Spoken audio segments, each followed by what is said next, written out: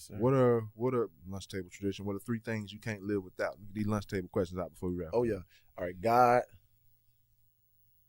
my mama. Well, I can say family at the same time too, but mainly my mama. She's that's a queen right there. And really, my mama, she's my favorite girl. Face sad. Yeah.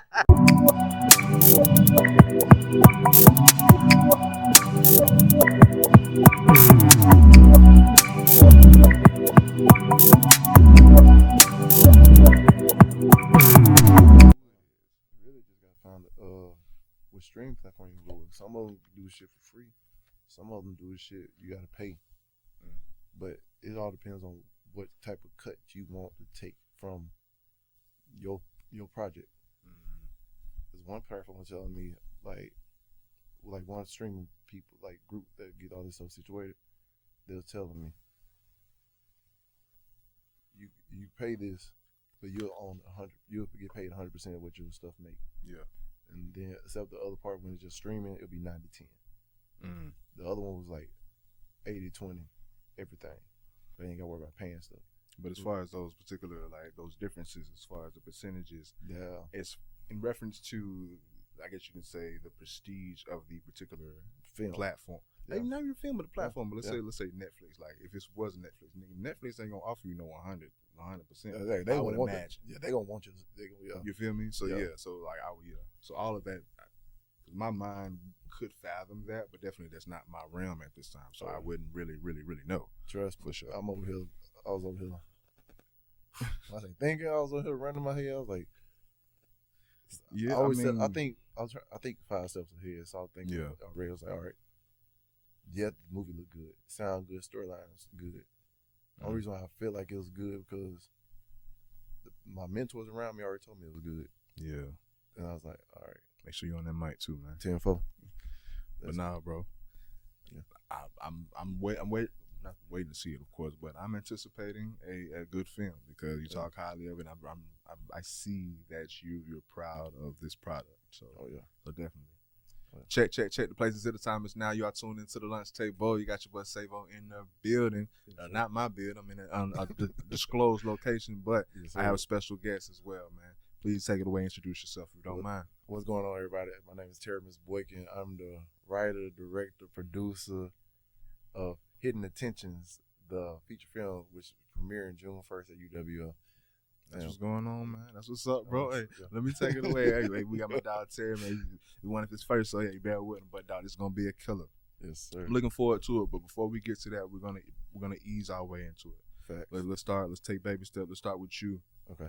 Let's give the people some insight briefly as far as an introduction to yourself, your background, where you're coming from. What got you started? Well, I'm a local kid, from Canton, Florida. Oh shit. Yeah, I'm from the Can, so. Oh shit. Look, everybody else be like, "Oh, Pensacola in the house." I had a cousin that said Pensacola's in the house, but Cantonment in the house. Yeah, I'm from Pensacola, so we got to say it like Canton. Y'all stink. Y'all always talk about the paper mill, but look, everybody. It's funny because everybody from Pensacola started moving out to Canton because they want a little peace now. By heaven, but now I'm like, y'all make our city, a country more y'all city. But we got sense now. I would love me just some land. I would love some land in a good little place. That don't smell too bad. But look, I think past the paper mill is good. But I grew up in Cantonment. I went to West Florida High School. Went to the Navy, came back, went to college, at PSC and UWF. Right about I graduated both of them at the same time. Yeah. So at the same time. So look, found out I had the credits already for PSC, just didn't know it. And I had already transferred to UWF. And I was about to go ahead and get my bachelor's. I went over there and said, hey, forgot about my associates. Like, hey, I got my stuff from my associate. They say, let me pull you up. I was like, oh yeah, you just got to fill out the paperwork. I was like, so I filled out the paperwork. And cool thing about it, me and my little sister, we graduated from PSC the same day. Yeah. And then I graduated from UWF the day before. So, yeah. Two graduations. Two cars. Back to back. Yeah, that's what's up, man. That's what's up, bro. Yeah. So let's get into your background. So as far as your family, pretty tight-knit family as far as support and everything? Phenomenal. But like every family, they got the ones that do and the ones that don't. But the ones I gotta give credit to, like family wise. Mm-hmm. All right, my mom, little sister, uncle, a lot of close knit friends, like my immediate family. Mm-hmm. Like they pushed me so much to get to this point. Yeah. Especially like I had a lot of cousins that they believe in me, everything I'm doing. Like especially when it came out to marketing and everything, they like, nah, cause this is your day. You need to make sure we here to support you and everything else. So what you need us to do. You need that. And like my mom, hands down, I kid you not, my mom, the greatest. Give her flowers, man. Give her flowers, everybody bro. want to say their mom's the greatest mom. I understand that. In my vision, my mom is the greatest mom of all time. I'm the only son, and honestly, like the way she come in and support me, not just with this business venture, but with everything I've done over the past. I just want to do something to make her proud and happy. Even though I realize she always proud and happy, but I could do better. Yeah. Of giving her recognition for that stuff. Not even just that, she helped out with my kids. Mm-hmm. Numerous times with me. Yeah. Because you speak with high reverence of your mother, so you want to show the world the representation that she has or that you have for her. So, exactly. So you want to repay her with showing the world, hey, she did a good job. Yeah. So no, I could dig that, man. Shout out to Mom. Shout out to Mom Deuce, bro. And actually, in the next film, the lead up after this, I introduced a character that basically represents my mom in every standpoint, every way. The good, the bad. It's gonna be the main character, to where it's pretty much like a movie about your mom, where it's gonna be a cameo character, to where it's gonna be very profound, but it's still gonna be something you're gonna have to catch. Well, because like funny thing about it, I already planned the last. This whole project gonna be a 4-film project. Okay. So I actually planned all 4 of them out. A little anthology. Yeah. So this one was like an introduction a little bit. Yeah. It's like a prequel for the real first one. And then the first one introduces really the main storyline that goes into everything that goes afterwards. But like the characters, like a lot of these women characters that are the mother characters in this film, a lot of their parts in there were they inspired by people that you knew. Oh yeah. Okay. A lot of them by my mom, because conversations me and her may have, or her and my sister may have, or I see her and my grandma had. Just that you're very observant. Oh yeah. So you remember those dialogues and everything, and even if it's not verbatim, you at least remember the message that it conveyed at that particular time. And that feeling, that essence that came along in that message. Because like my mom been there. Oh my God, authenticity is the same, especially with depicting us. Yes. And on screen, you got to keep that essence and make it authentic. Like, nah, my mama wouldn't say that. Oh, trust me. So nah. I'm on it with, especially all the mom's characters. It's funny because the one that ended up playing the main mother on this film was originally supposed to play my mother in the second one, but ended up doing a recasting and everything too, because I had scrapped this a year ago. Do you want to shout out this actress? Yes, Miss Natasha Barber. Okay. I remember she came and read for me, not last year, I think it was 2-3 years ago, when I originally supposed to do this I was supposed to do this last January, not this January. Okay. So yeah, 2 years ago. I want to lean into damn near everything you're saying, but in doing that, we would steamroll over the format of questions that I got.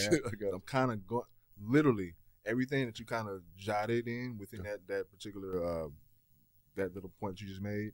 Is covering a lot of different subjects that we are going to really expound on. Oh yeah, I'm with so just breeze and past anything you want to add as far as your background. Schools, cantonment. Only child, got 3 kids. Father. Respect. Been through a lot of different ups and downs over the years. Used to throw parties. Used to throw parties.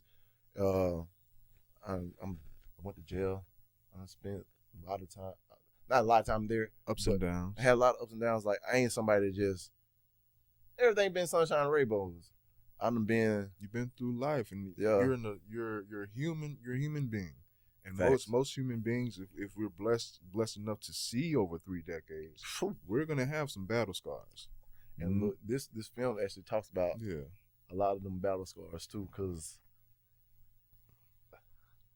if people pay attention to the little stories inside of this, it's literally it's like every story that most directors do is about their life stories.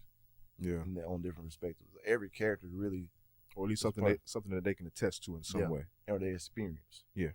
Because like even my female characters, they go through some like siblings, something me and my older sister deal with growing up, like the favoritisms and stuff like that. So, like honestly, I'm a middle child. That's how you keep the essence. Yeah, I'm a middle child. So same, bro. I'm middle, and my mom's only boy. Yeah, I'm my mom's only boy too. I got three sisters. I had to get it out the mud though. But yeah, understandable. But well, as far as the wrap up, no, that's shout out to fam, shout out to your background and everything. Well, as far as I guess you have the support system of everything, but as far as your life experiences and just knowing that you had to create something in this world, you became what a lot of us would consider a jack of all trades. Would I be correct? Yeah, right. I do a little bit of everything. Like I said, I had a podcast called From Boys to Men. That taught me how to do a lot of production stuff, audio stuff, and actually being at UWF and learning from like some great teachers like Mr. Will Kendi or Paul Pilger, it kind of prepared me for what I was about to do, not knowing I was going to do it. And a lot of people are like that, especially. And I think when schooling or certain schooling, you can say trade for later on in your life, but yeah, in certain particular, you say subjects, and I think of course curriculum always needed to be changed. The curriculum today has been changed to the point where it's like, what the fuck are we doing with school? So I was reluctant to say what I was going to say because of how schooling is today. But definitely certain subjects and in schooling or just being taught at a young age, you're not knowing how that can help you later on in life, bro. So while you in it, please pay attention. I kid you not, not knowing the class that I just put on there as an elective was going to be the class that changed my trajectory for a lifetime and put me on a path that honestly I always dreamed of but never thought it was possible because we came from a small town like Cantonment, Pensacola, and you'd be like, who from here really doing anything like this? And that's true, and it has some story to it. Me, or I want to say that I represent my generation or our generation. Yeah. But that's an apparent truth, and I want to say up to a certain point, especially when it comes to when the internet came into play. Because I remember Facebook. I remember MySpace. You feel me? You feel me? And with being engulfed in the internet, like the region didn't matter. No. You can talk to someone in Jamaica. Yeah. You can talk so if you became big on the internet, you became big, period. So it's like so yeah, I definitely understand it. But I feel like when the internet came in, definitely like I'm not saying blew it out the water, but as far as my demographic and our generation, whatever, and it's just my own experience, man. I just knew the cheat code that the internet brought, man. I'm like, bro, I know how confined we are within this particular region. Facts. So like, who cares? Not to say that I love the house. And the lunch table 850, and I'm gonna rep Pensacola in the house. But I know that this is not the cap, bro. This is not the end all. I ain't realized that till like I got out and seen the world a little bit. Got to Chicago for the Navy boot camp and everything. Took A school up there. Went to San Diego and for C school. The world is so big. And then even living in Hawaii for like 2 years over there. And that was a culture shock. And even that is still just speaking domestically. Like we ain't even talk about internationally part. Like, bro, people don't realize, like, imagine how much people are confined just in their own neighborhood, bro. Dog, just thinking about just as a continent, just as America, the country, or just Americas, bro. If you cross the land, if you cross the water, if you cross your city limits, bro, it's a whole nother set of rules. Yeah. It's a whole nother set of living to where this was outlawed over here and this is perfectly fine over here. Yeah, because actually, if you just going to Alabama, there's different laws over there. And that's just rap. Exactly. That's a skip and a hop. You know what I'm saying? So and they got some downtown still around the street. So I think if the world knew that there was an actual world, we'll be more humble. And look, and like I said, a lot of people get caught up in this base level, not even skin deep perspective of how they feel like the world should be. And they go deep and realize how connected we are as a people. Like this one thing I appreciate about the military. Mm-hmm. It broke down all that, all those constructs. Yeah, the basic. I'm saying, the basic programming. Yeah, basic constructs of how we saw the world and made us see it as a bigger spot. Because you got people come from all around. They got to come in one goal. And got one goal. And you got to look to the person to the left and look to the person to the right. Say, if shit hit the fan, can I trust you? Can I trust you to have my back? And then I looked at that experience, because look, think about it, everybody grew up differently. Yeah. Everybody had a different upbringing. Mm-hmm. They had different culture. To come in and melt the pot together, like the person, one of our RDCs in the military, the Navy, he was like, when we got done with boot camp, got to A school, he told us this: look to the left, look to the right. Y'all looking at the outside appearance, but guess what? Inside, all y'all bleed blue. Because your blood is blue before it come out there and get oxygen into it. And I didn't know what he was saying then, but over time, you look at it like, man, the things we look at that are so different about us is literally like this big, but the things we got so similar is way more. Like, we are a human race. It ain't nothing about skin color. It ain't about religion. Look, that stuff we look at and it's dividing us. Yeah. We are better together. So why not come together and I can't speak for all species ever created, but I'll say we're the main species that's so subdivided within our own species. Facts. I'm saying it's justified, but as far as the optics, of course, when people see something that they don't understand, of course they initially aren't going to gravitate towards it. So I understand that as far as human beings, but not everyone is advanced. Yeah. Not everyone is advanced, but nah, definitely. You said a mouthful with that, bro. I appreciate that. But going back to just you being a jack of all trades, I wanted you to really get a list of that, but we digressed to other things. Exactly. But we started in the podcasting, then we went off. But I want to ask, when will we see a return on the podcast, or is that something to be disclosed? Actually, I'll open up freely about that, because my schedule got so busy of recently, and evolution happens regardless in life. Either you're gonna step into it or you're gonna be forced into it. So my podcast, From Boys to Men, it's going under some construction right now with some new leaders. Well, same leadership, different hosts now. Yeah. So my plan is to actually bring it back, but have somebody else host it. Yeah. Because knowing how you want to run it. Yeah, I'd rather be on the background running. Because actually, I got another show I wanted to bring out. And I'm going to disclose this here first. Yeah. Because, my show called From Boys to Men. Mm-hmm.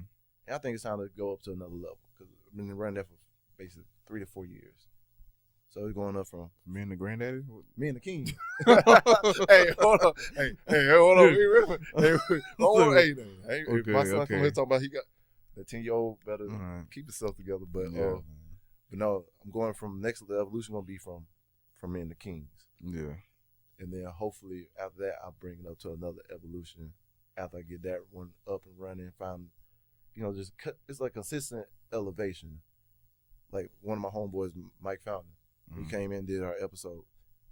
One is understanding. Mm-hmm. The next level is understanding. Then understanding. You gotta learn in, out, and everything. So I can peep the direction that you're going with this. Yeah. If I can offer a retort. Yes, you can.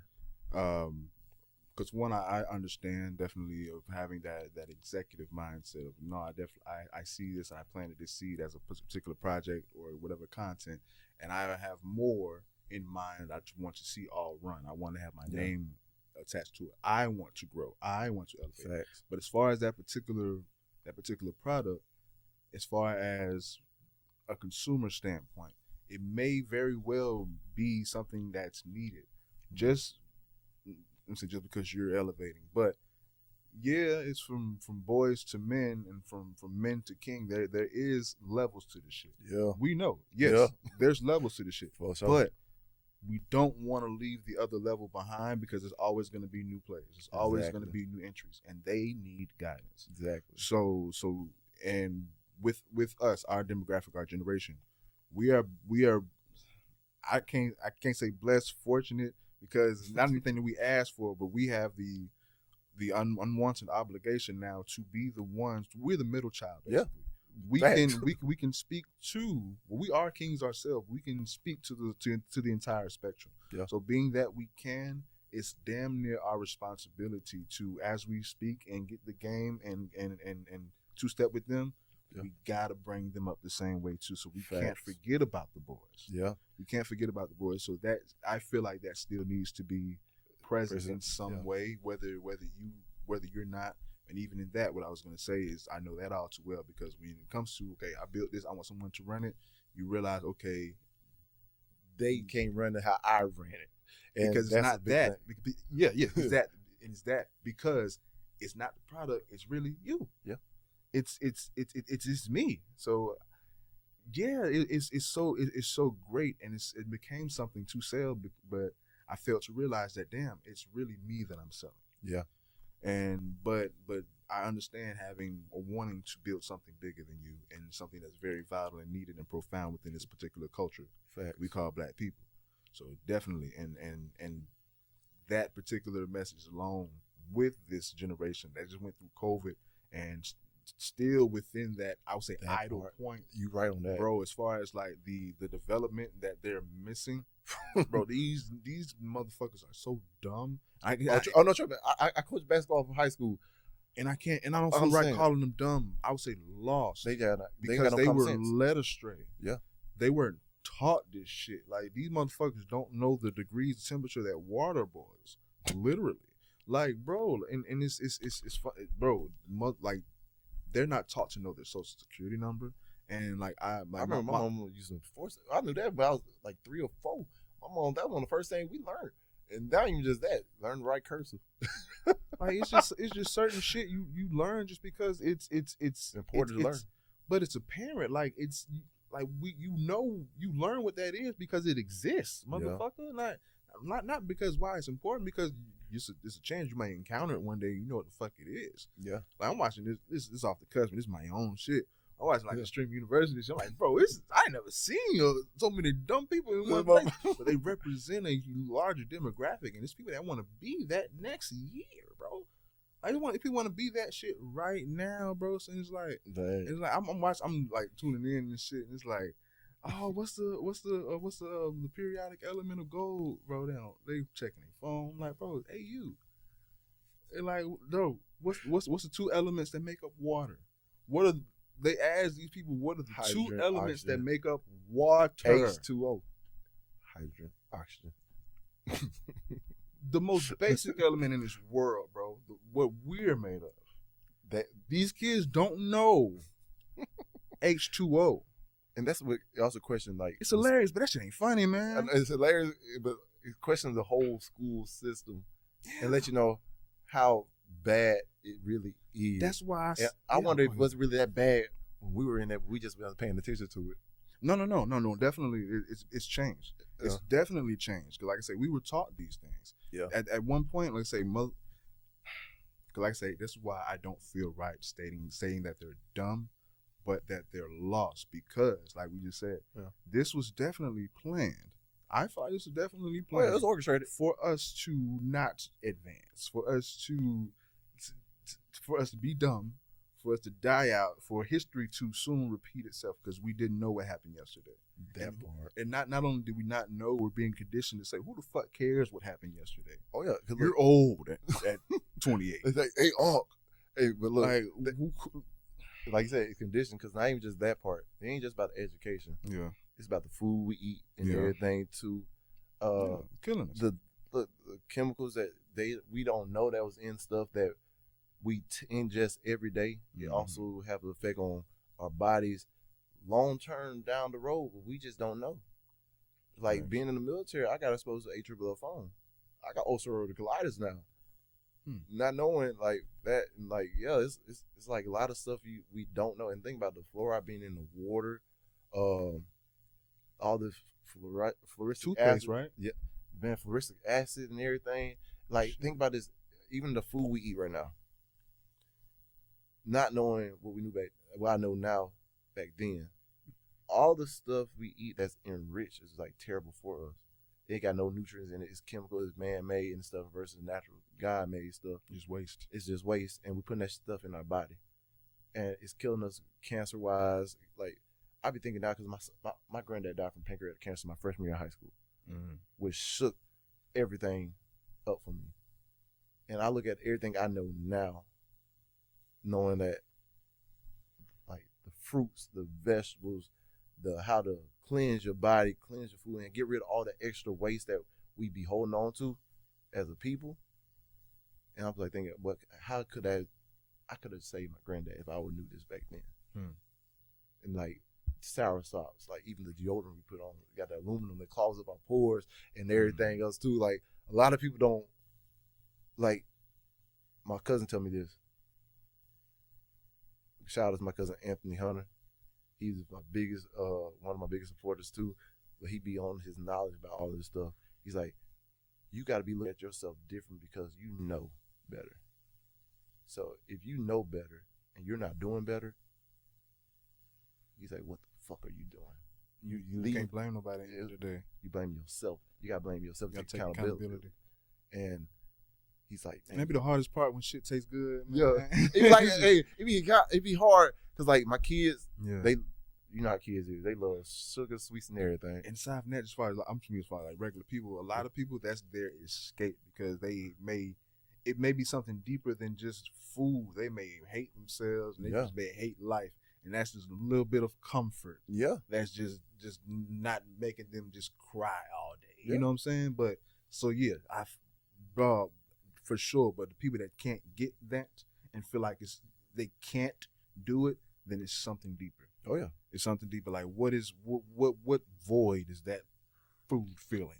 You know what I'm saying? And the funny thing about it, you can alternate that from just food to women, to everything. Because literally, sometimes when you can't fill a void, you go find a different thing to fill that void. Yeah. Because I know when I was dealing with my mental health struggles and everything too. Yeah. The gym was my outlet, and I had a therapist. But I remember the time when the VAs cut my therapist out of the network and I had to go find a therapist. There's a whole period where I ain't had nobody I can talk to. And then I hurt my shoulder, so I couldn't have nowhere to go to the gym. And I'm like, oh, boom. At the same time, too, I wasn't really talking to nobody female-wise. So all that resources I used for outlets were gone. Started having bad anxiety attacks, going to big, deeper depressions and everything, too. And I was like, yeah, you were left with just you. Left with just me. But that's the thing about it. I enjoy sitting with myself. That's where growth. People to listen. That's where that's your foundation. It starts with you. Yeah. So if you not right, like you can't be right because then everything else just becomes a distraction. That part. And yeah, I'm not speaking like I'm better than whatever. I'm a human too. I'm going through life or whatever. We all dealing with our ups and downs, motherfucker. For me, I choose to remain busy and to continue to build because I understand motherfucker people are dying and we don't have none resources to get to what we need. We ain't got time, bro. Yep. We ain't got time, bro. And if you have the potential, we only got one life, bro. You have the potential, and if you get to the point where you like 25, 30, and you see, oh my God, I could have did this, that. I can't waste no more time. Bro, and look, funny thing about it, I look back at that all the time now because One, like you said, I'm a jack on trades really. I'm done a little bit of everything. We're still on that topic. Yeah, I'm done a little bit of everything. It was crazy because look, all right, people don't know this about me too. I've been a youth pastor. I done been a party promoter. I done been a motivational speaker. Same weekend. And then I'm looking at different things. It's like every year is like I discover something more that I can do, because really the only person that limits you is yourself. And then the crazy thing about it is like you realize you're a limitless being. Yeah. You can do anything if you put that energy and that focus to that direction. You put that focus that direction. That's why this exists. Yeah. Like I say, I gotta do everything. Bro, you see how long I took to set up? I mean, look, that's the detail that goes into it. I remember them days at UWF. Look, people know what I'm saying, getting in there and then like setting up, because I had to deal with green screens on top of that too. So I'm over here setting up little poles and everything, making sure everything is on point. The lighting is good, because if you don't do the lighting just right on the green screen, you're going to have a green halo all the way around you, and then you're going to be looking like, but I look at the evolution, because like, think about this, back when you first started setting up, how long it took you then, to how long it take you now. That's how it's like, all right, I'm getting better with my trade. I'm getting better with my craft. I'm arriving. When it comes to all of your trades, you would say, what would you deem, or what would you hold high as your main profession at this moment? Ooh. Which occupation would you want first on your resume? You want people to know you first as at this moment? All right, this is gonna sound weird. Actually, no, it ain't gonna sound weird to a lot of people. My first occupation,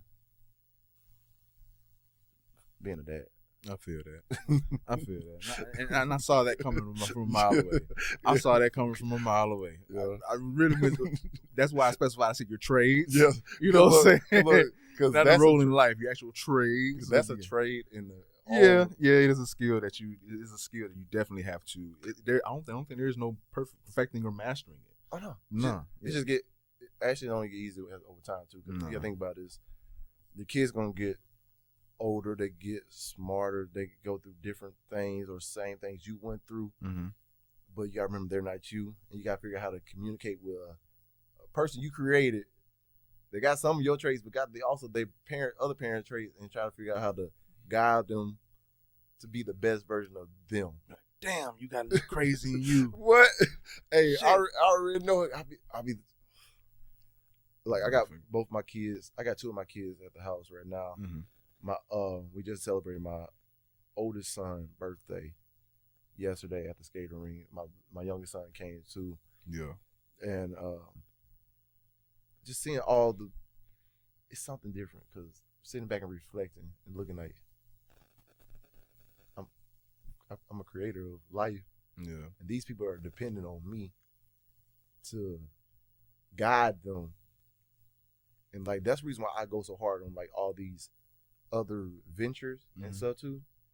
Because how I'm going to tell my kids one day to go follow their dreams if I never took the chance on myself and followed mine? Facts. Like, I done did it with the network marketing. I took a chance on me. I won a little bit and then I lost. But I got back out there, tried something different. Boom, kept getting back up. Like, then what I'm saying, like, people say this all the time. As long as you can get back up, you're going to win. You just got to get back up one more time. I'm not going to lie. Sometimes I didn't even want to get back up. Yeah. Because that's why I'm glad for some of the mentors that I had around me. Like Elrico, my uncle Dewan Womack and everything. Like, when I was ready to give up, God put different people in my life to help make, like, tell me, you just right there. You right there at the finish line. I ain't saying the finish line for the next level. Yeah, finish of this chapter. Yeah. To help me, guide me, and push me to that. Because it wasn't for them two, for real. What I went through in 2019 and 2020, I wouldn't have probably recovered from it the way I did.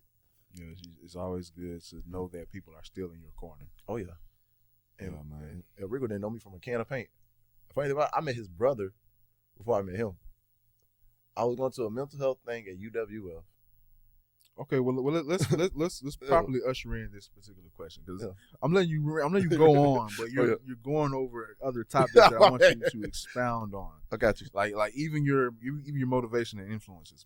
But how is it working with Elrico? Let's being that you're speaking about the introduction, being that you remember actually meeting him. Speak on this is the Elrico segment. I got you. We're in the man studio. You know what I'm saying? So yeah. So but at this point, let's speak about you meeting him. How did y'all grow an acquaintance and what it's like working with the man?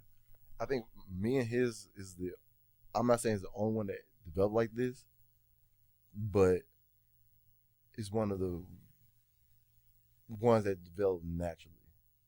That wasn't like forced. So like all right, chemistry? Yeah, like all right. I really believe it's like God sent ordeal. Because I stopped believing in coincidence a long time ago. Listen to that intuition inside of me and just keep moving. Yeah, it's a divine intervention. It was divine intervention. Like literally, I met Mr. Tunstall at this event my friend Abraham Scully was doing. Kendall Fricklin came in as a motivational speaker too. He actually ran with ET a little bit. Went and had a little thing, met Mr. Yule and everything too. I was talking about little stuff that I used to do. Cause this after I went through jail and everything, I felt like I couldn't see the light at the end of the tunnel. Jail and hell, yeah. Jail and hell. But that hell actually built me to be who I am. And I'm thankful for that experience, which is weird, most people would say. Cause like I look compared them to the military and jail. Military actually broke me down and kept me down. Yeah. Jail pushed me to be who I needed to be. But met Mr. Yule Tunstall that day. Went to the gym that night. First person walked in to see Elrico on the Stairmaster. And I was like, your brother just, literally, this is my first word to him. I was like, I just met your brother, Mr. Yule Tunstall. He was telling me I need to get up with you. And I walk in here and this is you right here on the thing. He's like, yeah, come to my one-day class. Because this is back when COVID was still around. Did a little one-day class. Because I was also doing acting classes at another studio. Elrico came in, did the class. And I'm missing a little confidence at that time. Because my name got ran through the mud and everything else too, through the situation I was in. And feel like people's eyes were still looking at me and judging me and all this other stuff too. So I didn't have a lot of confidence. Came in, we did a play. It was actually with the Heart Ones. I had a background role in that. What year was this? This was 2021. Okay. Because I think he took us over to Mississippi around the same time too. So Sacred was like 2019. I'm tripping.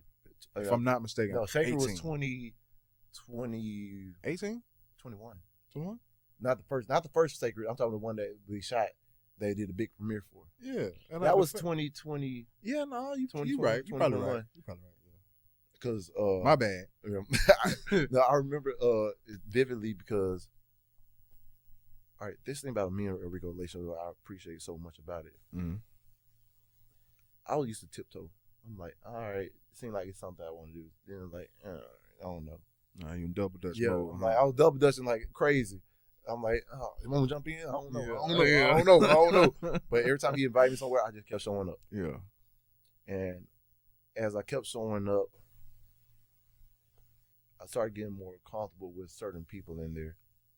Of course, I was still suspicious about stuff because I'm looking at it still at the same time too. I was like, was it a mutual thing? Like, did they also have to get more comfortable with you, or were they already accepting? No, they were accepting it. It was like waiting for me to. They extended the olive branch. I just never took it at that time. But Elrico never forced me to take that olive branch. Because he said when the first time we met, I told him like I was a writer. I'm doing this, that, and third too. So he never looked at me like I'm just a regular talent. Man, I kid you not, like over time I just kept showing up. And when the whole Sacred fiasco happened, this is how you know it was God.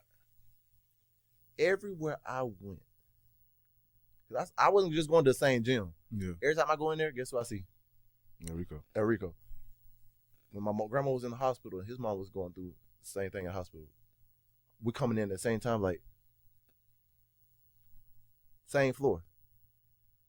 It's crazy how it's like certain people, you know, God placed in your life. And I feel like he is one of them because I gave up on this. He didn't allow me to give up on this. Even the funny thing about after the Sacred Premiere, most people don't know this. So, Sacred Premiere happened.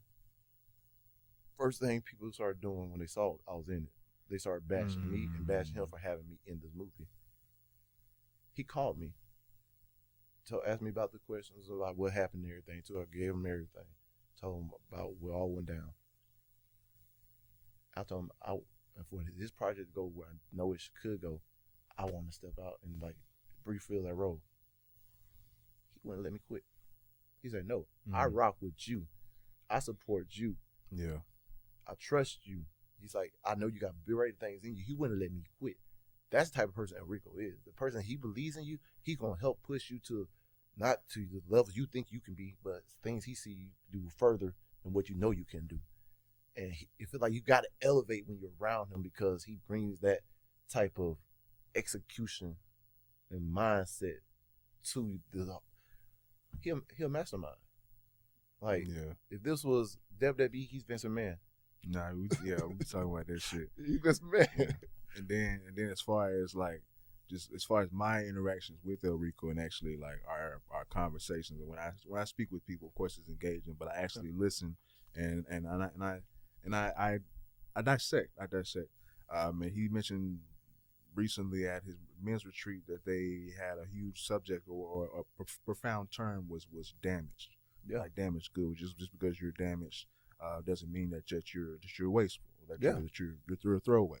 But I can I can at least sense that resonates with him personally, and as well as why he extends that olive. I could be wrong, but I can assume that that's why he feels the obligation to extend the olive branch to other damaged people that may be on the decline. As well as when it comes to their confidence and self-esteem or just their life experience at that particular time. It may be because he may have went through it himself. What I'm saying? Because like I say, when you're in the military, of course you have to do a lot of things. Maybe, who knows? But it could just be anything in life to where, because not even with him, just me just as a human being, I understand where we're all. I said, you said earlier, you have your battle scars. Oh yeah. If you live decades on this earth with no experience, with no trial and error, you ain't live. You're a rock. Yeah. You're just a boring rock. I'm like, bro, just going through the motion. And you make it on the other side of those wars, of those battles, and you're able to bring people along, then yes, you're blessed and you're able to bless people within itself, and all of that is a blessing. Oh yeah. So definitely, I hear the divine intervention within your meeting, Mr. Tunstall. I give my flowers to you and him for you for staying at it, and him for actually giving you a chance to be with it in the beginning. Oh yeah, because I'm not gonna lie, that man, he's like my brother. He's like I'm a little brother. I'm his big brother. And honestly, without him, there's no TNB Productions. There probably wouldn't be no podcast because I was but you met me, you knew me before this, before all this other stuff.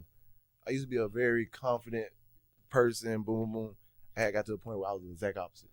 I wouldn't say like with me and you, just being transparent because we knew you were. We knew, but we more so brushed elbows because we were both in that party life, that outside life. And with being outside, motherfucker, you know hundreds of people. We like, whether you actually know them personally. And I say that to say because with anyone, if I only know you or if you only know me from that part, from that season, you really don't know me. You know what I'm saying? That's what I be trying to, and that's why I'm so grateful. Yeah. Because the ones that actually sat down and had conversations with me and knew me, they never questioned anything about me. Yeah. It's the ones that always were around that never around. They seen the outside. They know the man, but not the person. Like at a certain point, like you understand, knowing someone is different than knowing of them. No, that I could be around you many times and know of you. We can be in the same place, and I know of you. You know of me, but I don't know more than like your name and what we are doing in this place. I don't know you. Like think about it. Like when you said, Cause like, man, and Elrico take his time to get to know someone. Mm-hmm. He takes his time, and like me being around him gave me a chance to know parts of him, and like his life story. Words can't describe it, man. Cause like this man been through so much, being blown up in an 8, man. If someone blew up my caravan and stuff, I came back. I'll be up here every time I see hear a noise, slap somebody, do some crazy stuff. This man, as composer he is, and everything he went through and what he's doing now, like it's. I don't see how people are still blind to see that. But it's like thing about it's not for them to see sometimes. Yeah. But they blind to see how chosen. Yeah, certain people he's chosen, and some people get mad because I tell them, look, they hate him because they ain't him. Yeah, for sure.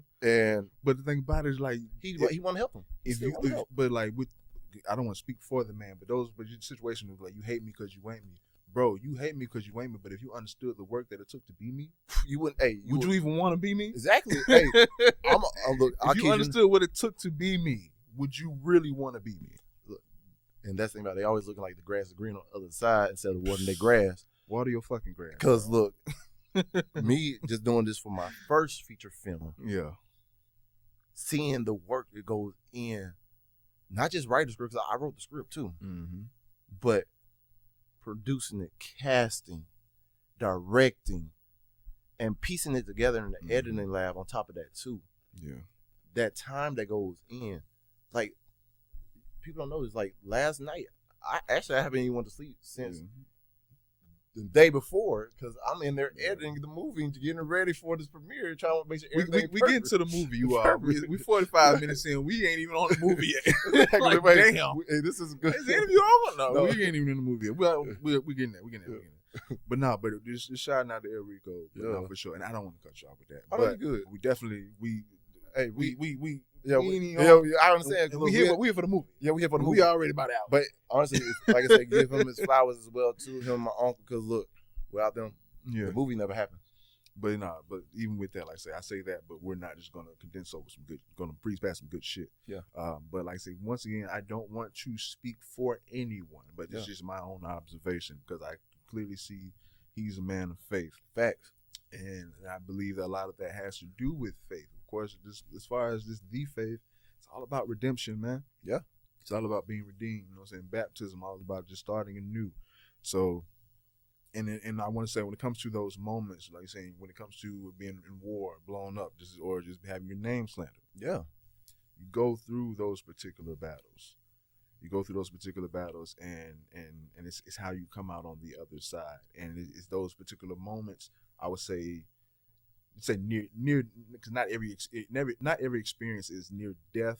Yeah. But I would say those damn near moments. Yeah. That brings you back or brings you closer to that source, to the creator or whatever you want to call it. I call it God. I was rooted and embedded in that, but I'm definitely involved to see more and accept all. Yeah. Because obviously we all just trying to go somewhere, and we may have a different way of saying it. Yeah. So that part, I agree. But yeah, and I feel like definitely it's those experiences that humbles you down and feel like, okay, something just saved me. Yeah. So kudos to those people of all cultures that submit and humble themselves in the same way, in the same spirit, building themselves, because when you're enriching the spirit, you're enriched MF. Yes. So yes, that part. But let's finally get to this movie. This is why we're all here. Let's get to this movie, man. I'm gonna let you present your baby to the world, man. We're gonna start with the name. Okay. So name of it is Hidden Intentions. So how I came up with the name is that's the first question. The name. Go ahead. Go ahead. So a lot of people don't never tell you what their true intentions is, especially dealing with people from the opposite sex. So everybody got little hidden intentions and everything too. But funny thing about it, this movie, even though it got a lot of more female characters than male characters, it's focused in the male perspective. The hidden intention of what certain females may have. Because, you always got the ones that are there for what you can bring to them or provide for them. Yeah. You got the ones that just want to be there in the moment. Can we build or are you a build? Yeah.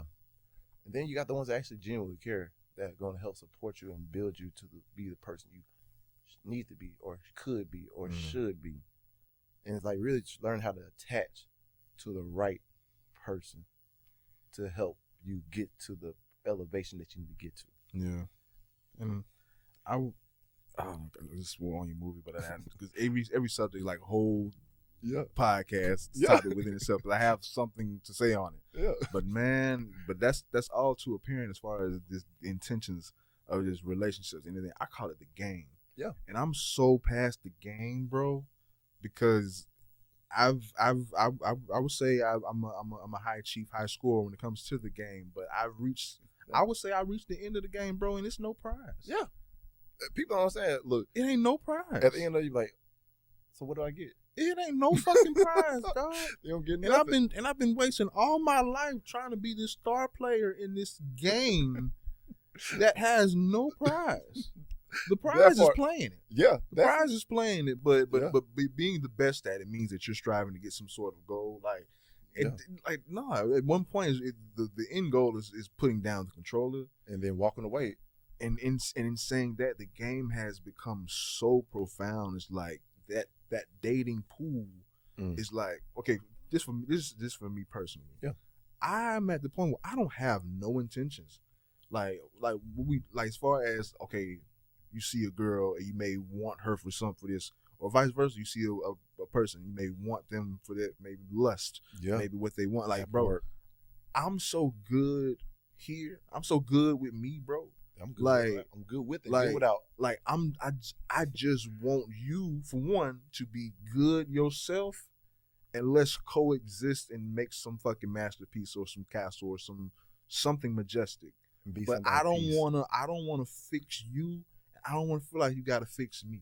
So let me work on me, and hopefully someone comes to me that's already worked on. I've been through too many people to where, okay, you're not finished, and maybe I wasn't finished. Yeah, and it's like that. And I'm not demonizing or diminishing relationships to where you all work on each other, because of course it is going to be a team at the end of the day. Fact. But as far as me personally, and those intentions that you have to think about, what are their intentions at the end of the day, and even someone not understanding that you, like me or who I am, so they may make up intentions on what you may or may not be thinking, so it may sway how they move. So I'm like, oh my God. Fact. So it's like, goddamn. Exactly. I'm just over here working. but no, as far as that intention, dog, the fact that that's so apparent just makes me just I already know. Done, because that whole thing just tells me that we're playing something. I'm not playing shit, bro. I'm done. I'm tired of competing. It's no prize. Yep. It is no prize. The prize is a headache. They ain't even a prize. It's no prize, but the only prize of claim to fame is how many games or how many matches you've won or been a part of, which ain't nothing to brag about. It's nothing. When you get to a certain age, I don't want to say I'm ashamed. Boy, I was ashamed, but I was raised. But that started because I was raised by people that would tell you like, that. Hey, nigga, you ready? One day. Hey, I'm up. Yeah. You hit how many? Exactly. It's possible. I can get that. It's possible. Yeah, it's possible. Yeah, but it's because look that. What's next? That part. Because look, after that, because look. And that's what this movie kind of talks about, kind of that version of me that was still in the game. Mm-hmm. So that version of me that kind of went through college, that I was still playing the game at a mastery level, a Hall of Fame level, where I was like, and get caught into different situations. Yeah. Which some situations you get in. But the thing about it, what I understood, because I don't want to cut you off. Yeah, go ahead. Oh, that's good. That's it. I was there. Okay, but no, like, and that's why you can say, somewhat successful with this, because all that energy and that just ingenious just activity that I was doing, and just that mastermind, just that tactfulness that I did to have that long experience that I had. What? I'm like, bro, that meant me nothing, and it did nothing but took. So I'm gonna take that full energy and put it in something productive. Now I got a motherfucking networking company. That part. Hey, learn how to redirect your energy, bro. Like, so it's like, yeah, man. And it's and at the end of the day, like, you can choose to it's all energy, but that energy can you, if you misdirect that energy, it can easily become a distraction. That part. And at a certain point in your life, if you're an adult and you actually want something, and if you feel as if you're not a waste of space yourself, you got to cut out those distractions, or at least minimize them to a certain point. Yeah. But yeah, man. Speaking on the movie, man, let's stay on the synopsis a little bit. As far as about dig more into the summary on what people can expect. What influenced the script? You already said it's pretty much a male's point of view as far as the dating pool and the hidden intentions. But let's go deeper into it a little bit. So, explain about it. All right. What they can expect? A lot of curveballs. Mm-hmm. Life hits you with curveballs out of the blue, and this whole film is going to take you on a whole ride of different emotions. Yeah, it's a dramedy. It's a dramatic comedy. Mm-hmm. So it's gonna take you on the whole ride. Got some full of laughs and everything too. Our boy Roger Duffy did his dang thing. Look, Duffy. Now I gotta see it. Look, all right, Duffy. Look, now I gotta see it. And look, this thing about it, and I'm so happy he took this opportunity and did this project, because somebody was talking about him when he did What the Heart Wants. It's like, man, yeah, you in it, but you ain't got no lines. I said, don't worry, Duffy. Yeah, I got you. I got you. Yeah. And like, that's one of my actual homeboys that came in and actually did this and blew that out the water. Word. But basic synopsis. I gotta see what Duffy playing. I gotta see what role he's playing. Top flight security of the world. Oh yeah, I did see him in the previews. Yeah. Him and Caleb. Yeah. And the funny thing about it, most people don't know this. If there's a hidden character in the trailer, and there's a hidden person in the poster, because everybody been seen but one character. That's also, I've been strategic with a lot of different things. There's a hidden person within the whole film that they'll see when they first come see the production. When y'all see the film, y'all see it like, oh, damn, I didn't see him in the thing. Is it like a huge climax where they're revealed, or will they be a part of the cast throughout the movie? They're gonna be a cast throughout the movie, but I hid this one character on purpose. I hid the lead male character. Me and him have discussions. Really? It's like strategy wise, I look at things like WWE too. That's one thing me and Elrico get along with as well too. Like, you know how they would leave the Easter eggs here and there? Yeah. Because you never really see who the guy was talking to at the bar the whole time. You never see who's the guy in that suit. You never see none of this stuff. I hear that, and I can only see it and digest it from an objective view. Yeah. I can see that angle. Yeah. But look, the trailer could have been better if I would have put the lead male in it, but I didn't want to put or at least do a reveal in the commercial or the trailer itself, because I know it. No, because like it adds, like it defeats, I would say defeats the purpose of the marketing or just the promo of the movie. But as far as the promo of the movie, without the main character, you telling me this now, I'm thinking the main characters are the women. But look, with Duffy. Look, and honestly, I wanted it to be like that on purpose. Okay. The reason why these women that came in and shot, like my leading ladies, they came in and busted their ass. Mm-hmm. The leading lady only got her script 10 days before Isha Chambers. Mm-hmm. And when she came in and did the lines and said them how I envisioned them, like the same thing with Miss Natasha, they embodied these characters. I look at this product that I shot this January to what I was going to shoot the January before. I can't see that old version because this is exactly how I envisioned it. Like, people don't know this. The other ladies, Kaylee Broderick, I really found her at Whataburger in the drive-thru early in the freaking morning. I like how you uttered that rap. Yeah, exactly. Since like that. No, because real talk, I was looking at her. I was like, first she looked real young. I was like, wait, how old are you? You up here early morning, 24, 23. I was like, do you act? Because I already casted the mom. I was like, she looks exactly like the mom. Found out she did dance, did all this other stuff too. So she had an art background. Mm-hmm.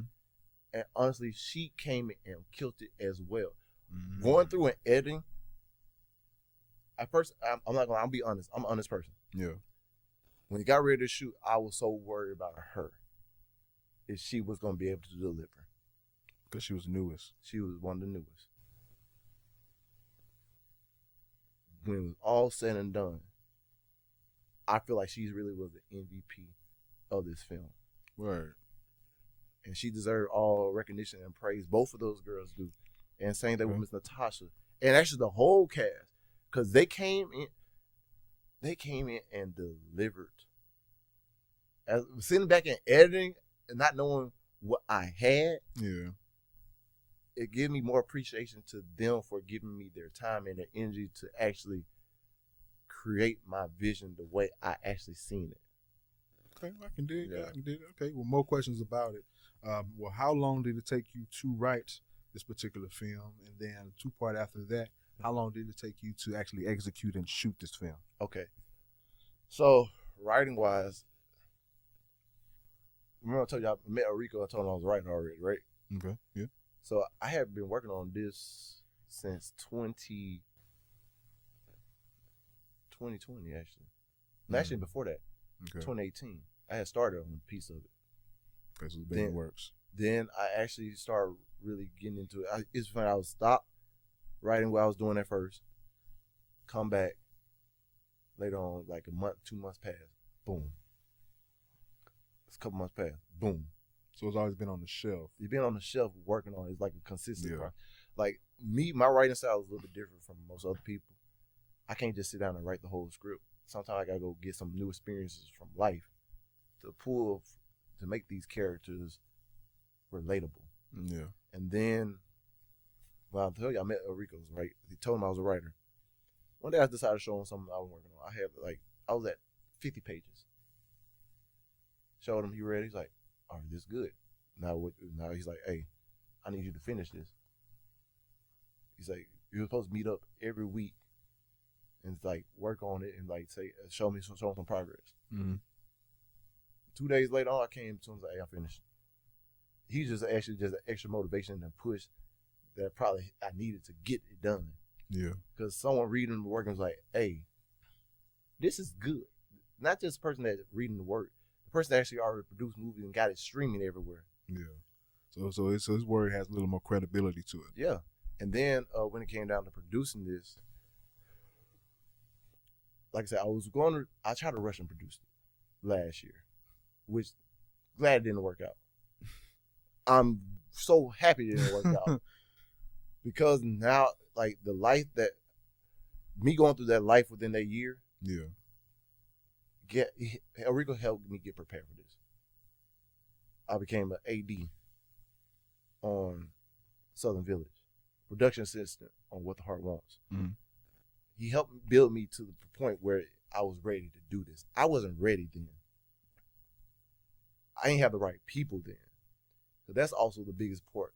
Having the right people to help you get this to where you need it to be. Thanks. And then a whole year went past. I was like, you know what? Screw this. The whole recast. The only people that are, I'm telling you right now, the only original people that are still in this production that was in there from the beginning.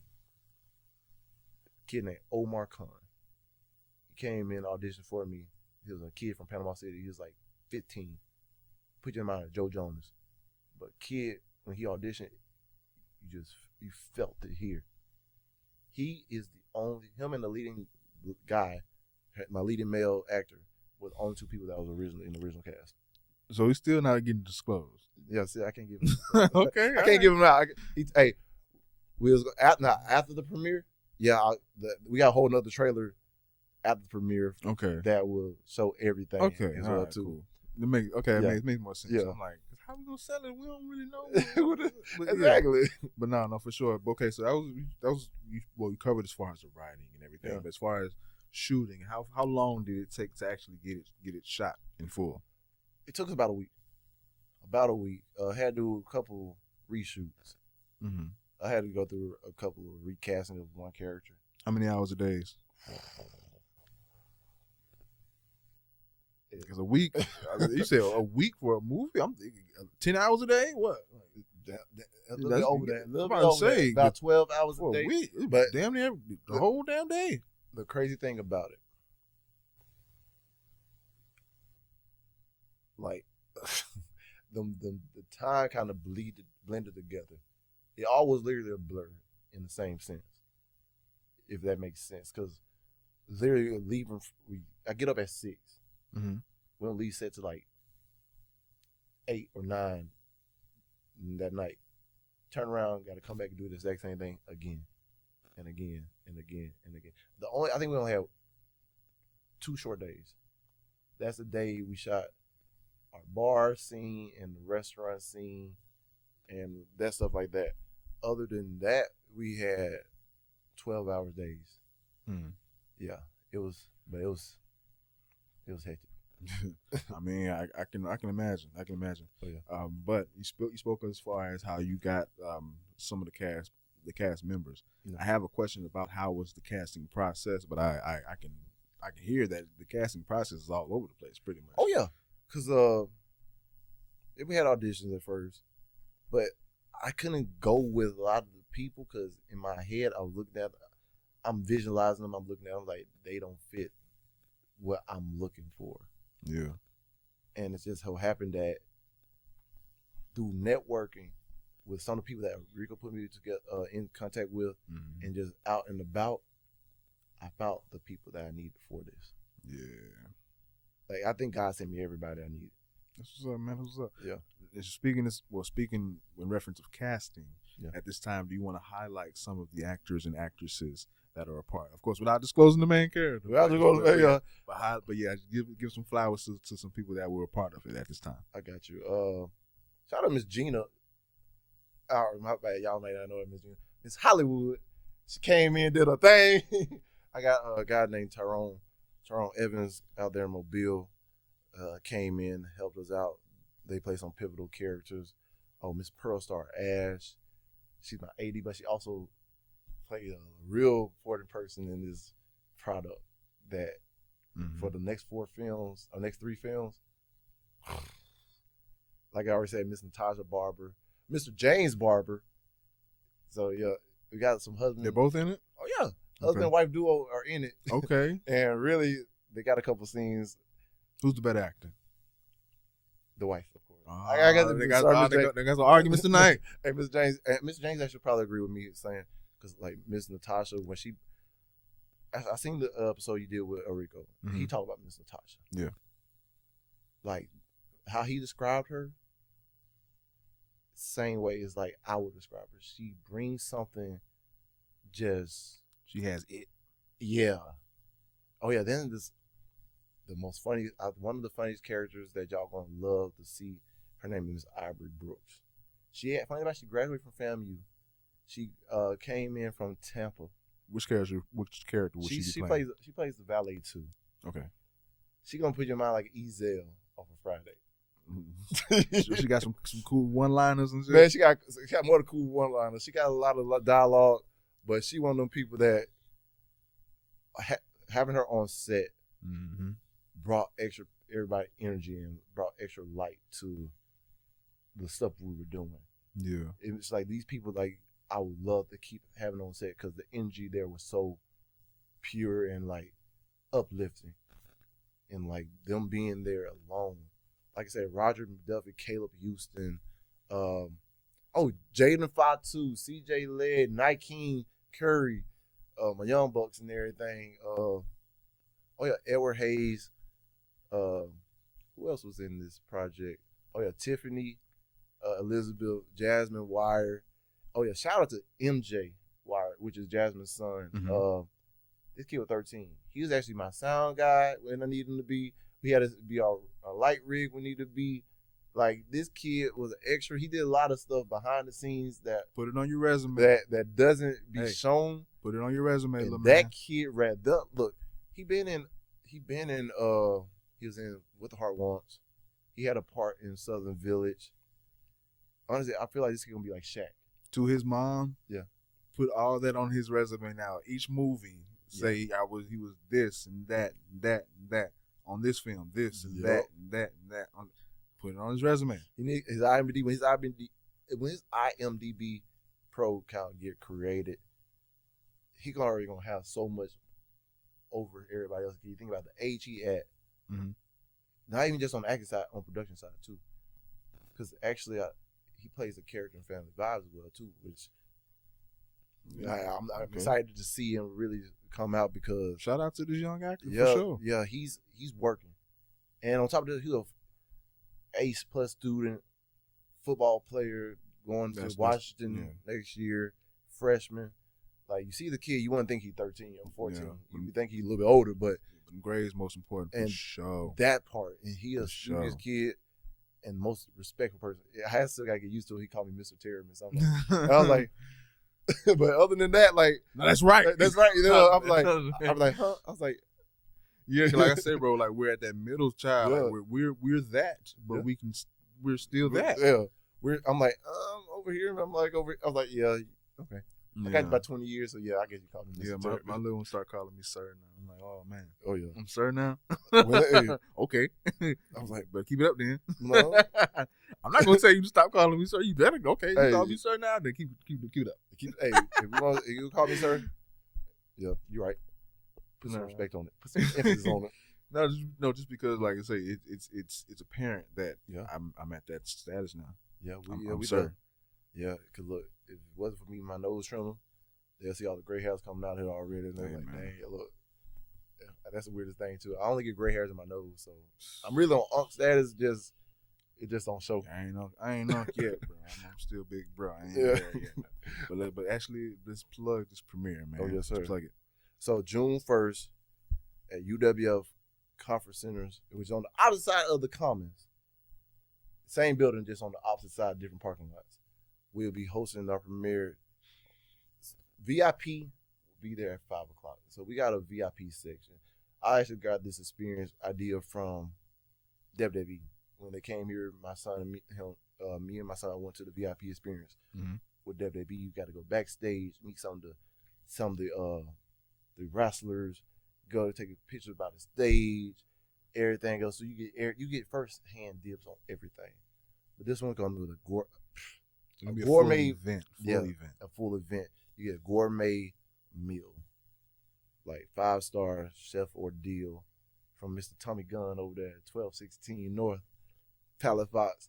Man, actually, they sent a video the other day about the menu, so y'all need to check that out. Go look on my Instagram page. Oh, for sure. But then, on top of that, too, you get an autographed movie poster, and there's a banner that's going to be up in there that nobody else but VIP will get to take a photo in front of.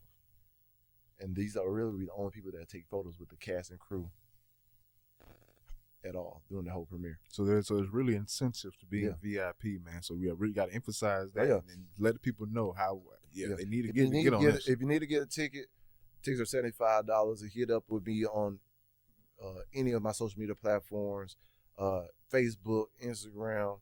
I'm hardly on TikTok, but I'm on TikTok too. So just, or if you need to call me and get my number, it's 850-497-2420. That's my personal line. Don't abuse it, because if you abuse it, you will lose it. I will. The block button go click real quick. But or you can get in contact with anybody, the actors that were in this movie, or Mr. Elrico. He can direct you to me. But yeah, that part right there is going to be an experience on top of everything else. And after that, we got the Premiere Plus, was like our group packages, but it's closer to VIP.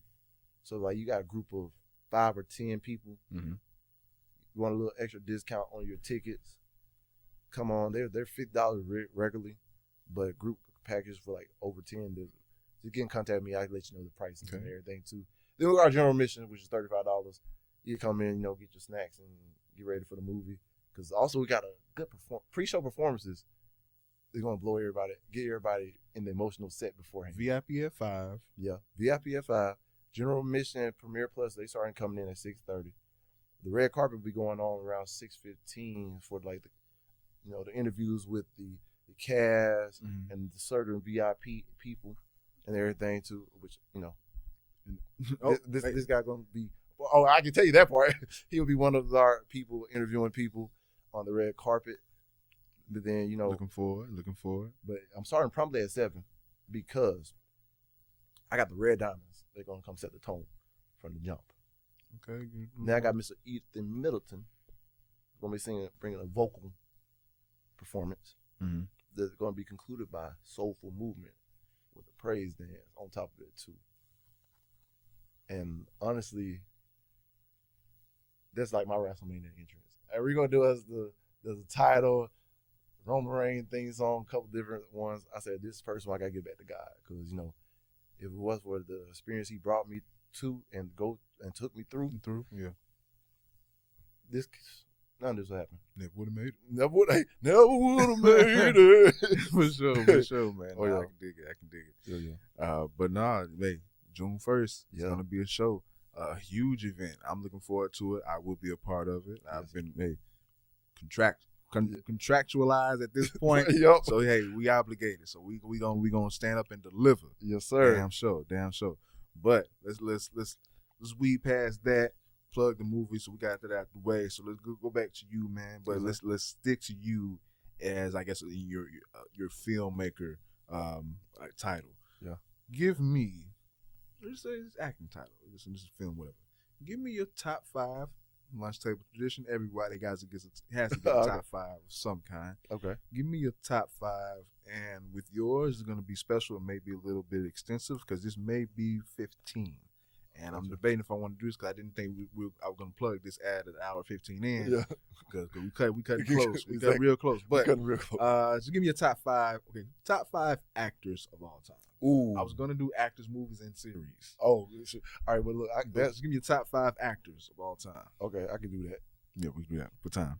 So, Will Smith, of course. He's versatile. Mm-hmm. Like, not the Denzel, but Will Smith can bring different things than every character. But Denzel's funny. Yeah, and he's funny. Denzel with his intensity. Martin Lawrence. Matter of fact, what's his name? That's 3? That's 3. Okay. Dude to play Brown Sugar. Tay Diggs? Diggs, man. Tay Diggs? Tay Diggs, one of my favorite people to watch. Last but not least is another person that was on The Best Man with Him. Lucius Lyon. Terrence Howard. Man. Hey, man.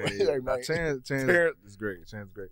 And he's so brilliant to the fact I don't know if he's crazy or not.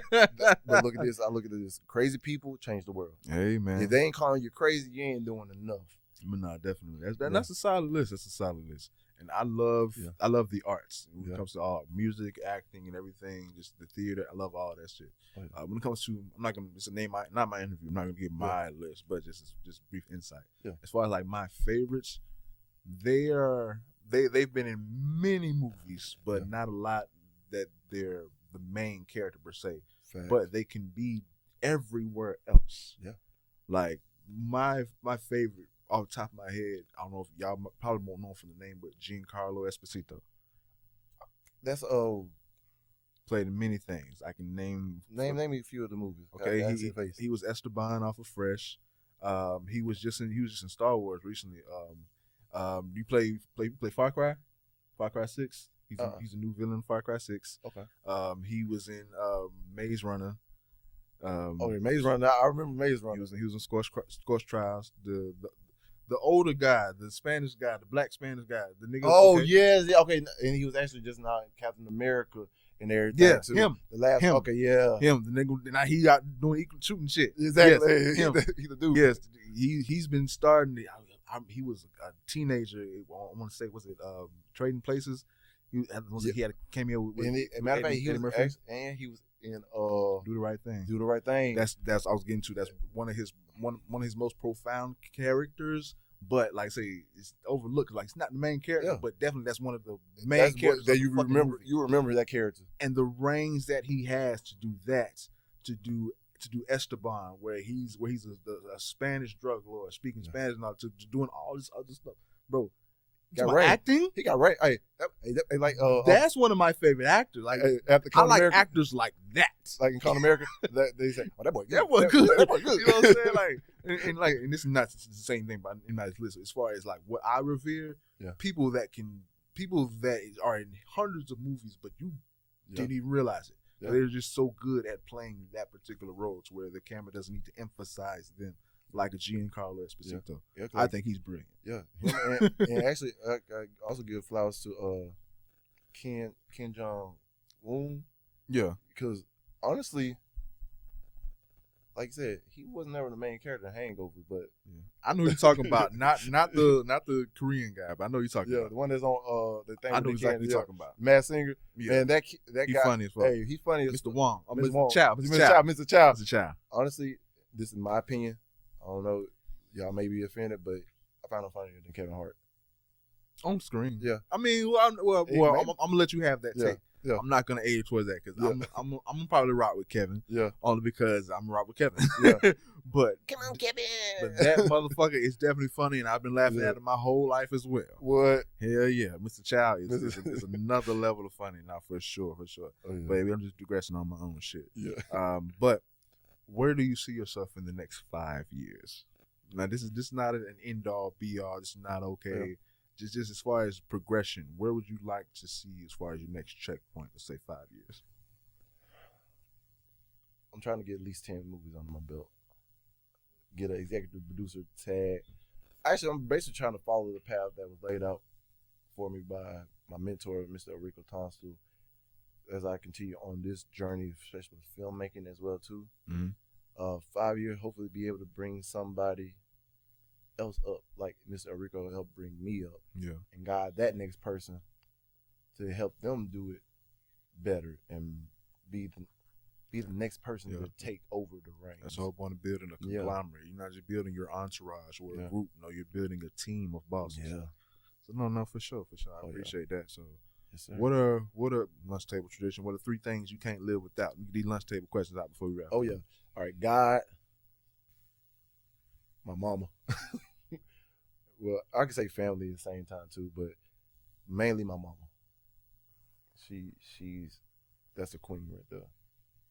And really, my mama, she's my favorite girl. Face sad. Yeah, really. And funny thing about it, I know 3 things I can't live without, but as long as I got them 2, I'm good. Give me a third. Throw one in there. Man. All right, third one. Soap. Damn. I would say, or matter of fact, I'm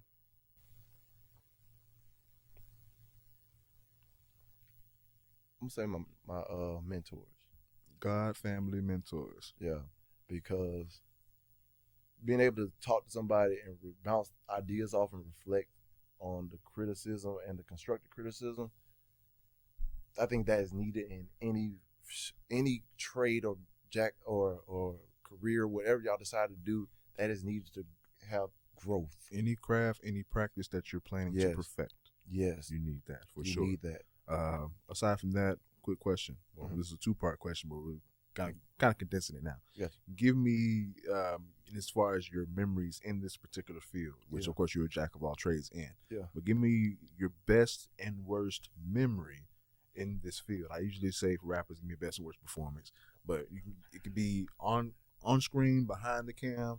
Give me your best and worst memory in this field. Oh, all right. So my worst one is actually when I auditioned. Well, it wasn't even auditioning. I was taking a class with Elrico. Mm-hmm. Doing it all day. I'm like, I came in. I'm already I've been taking classes. Mm-hmm. A lot of stuff was just refreshing everything too. I got all the way to the last line of my monologue and dropped it. When I say I dropped it, and then I took myself out of the character, and boom. Until then, I was like, oh. But my best moment so far, June 1st. June 1st. Actually, June 1st, because it's coming it's coming full circle at that point. No, I can dig that, man. I'm about to be is my reappearance into it's like butterfly coming out of the cocoon. Hibernation. I understand where you're going, and I'm following you, and I was going to let you land, but I was, instead of the butterfly, because the butterfly, of course, is a caterpillar in the cocoon, but in your case, it's like, this ain't like you're fucking 21. Yeah. I would correlate this more to the phoenix. Yeah. Because with the phoenix, of course, it lives, and then it dies, it burns, and then it grows from the ashes. Yeah. Actually, I agree. Hey, I like that. I like you know what I'm saying? And with the phoenix, it can keep doing that. Yeah. It doesn't have to be like with the caterpillar and butterfly. It's one time. Yeah. You always keep wrong. We keep evolving. But you can keep reinventing yourself. So I correlate that more to the phoenix. Facts. But yeah. Also, actually got a lot of shit. I'm trying to condense it, but I kind of want to touch on it. Okay. Well, masters. Give me the moment when you realize that this is possible.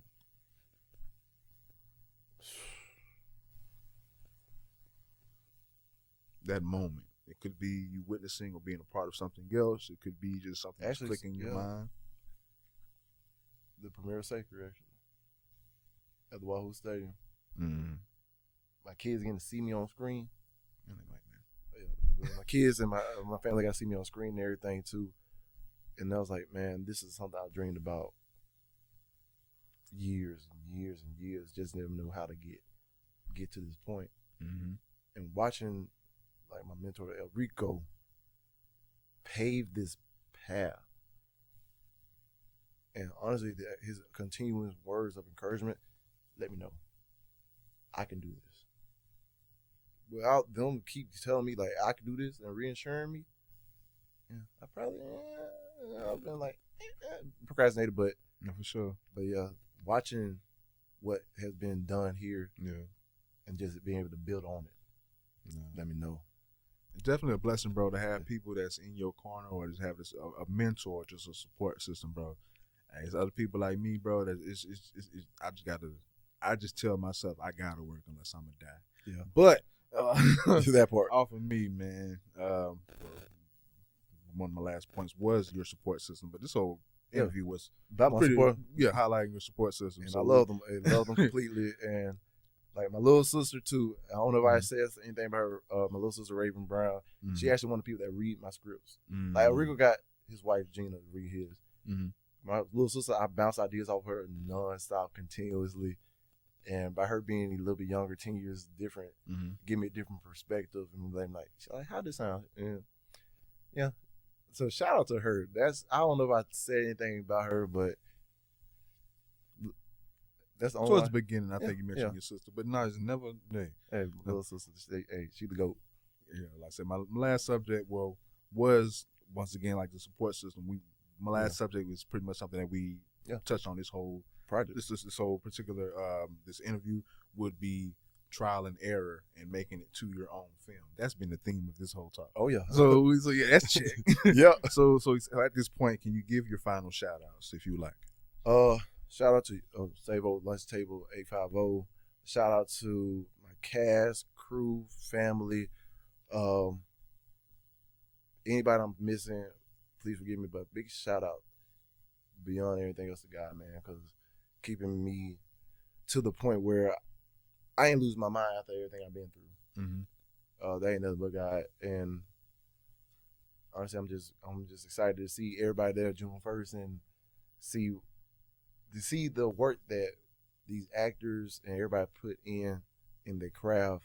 Just, man, come to fruition, man. Honestly, that's my biggest shout outs. And all the sponsors that actually did sponsor, the Hodges Dental, thank you again for all the stuff y'all do and did.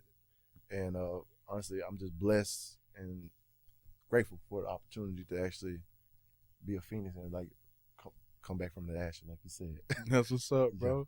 We're finna wrap that up, man. Places of the time is now. Y'all already know what it is. Stay tuned for the next.